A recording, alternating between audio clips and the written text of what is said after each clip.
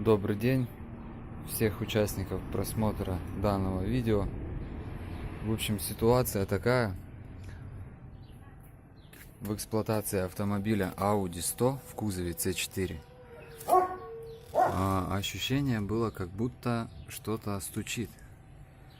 В общем, поменяли наконечник, шаровую опору нижнюю, перебрали, все равно стук как был, так и есть. Искал, думал, что делать, что стучит, тяга. Уже думал, может, подшипники там. Вроде все нормально.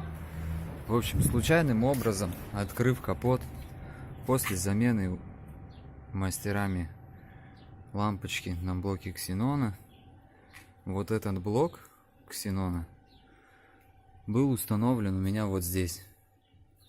Они затянули его просто хомутом обыкновенным. И при эксплуатации автомобиля этот блок стучал.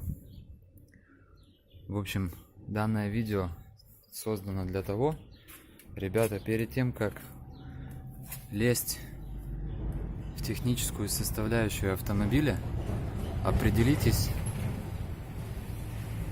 и сделайте небольшую диагностику на глаз. Что может стучать? Вот у меня, в принципе, все.